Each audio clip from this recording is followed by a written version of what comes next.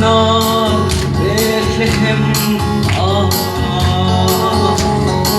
nam tin nam na digin kong in lawak maha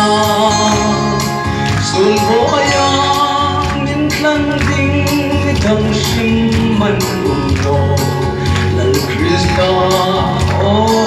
lilipan ng lokso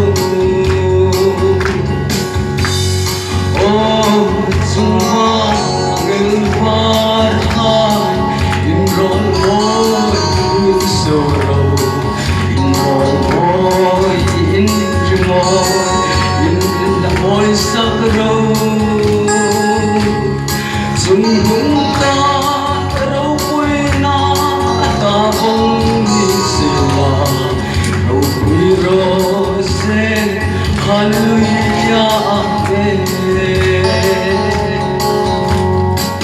Yero pui olal pa, noel pa na.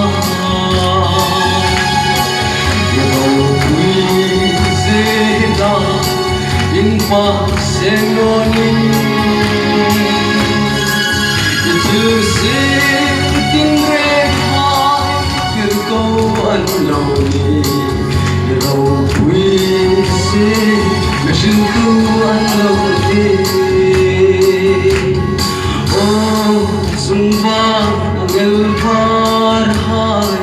Inron boy kuming suraw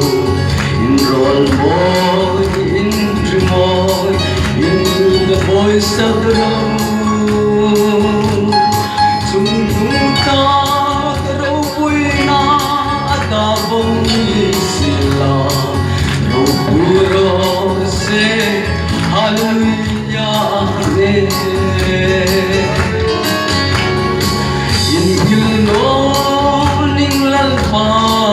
Bethlehem ka Bethlehem ko chanin hung zong pei ka che Bethlehem kul bu kai no karun kai non ka no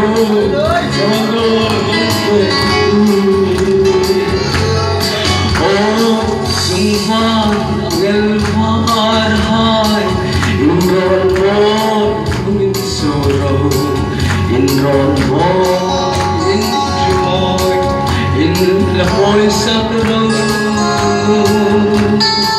Sundung ka raw pu'y na Atabong ni sila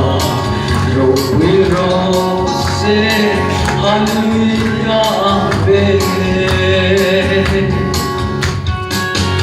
Raw pu'y olal pa Noel pa na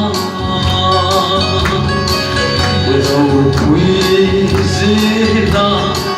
in pakseng noning Itil sen tin rehay tirko an lawni Iraw pu'y zi misiltu an lawni Oh, sumbang ang elparhay Inron boy suraw Inron boy in dreamoy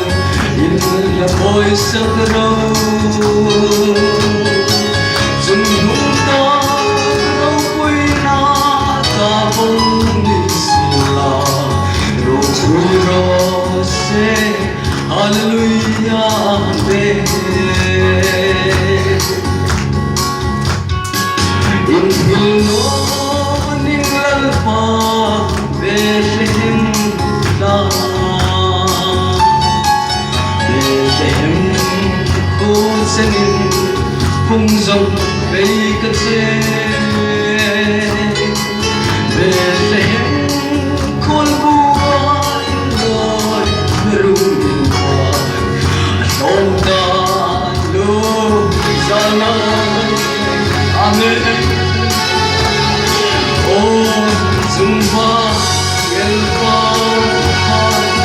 Inron boy, Inron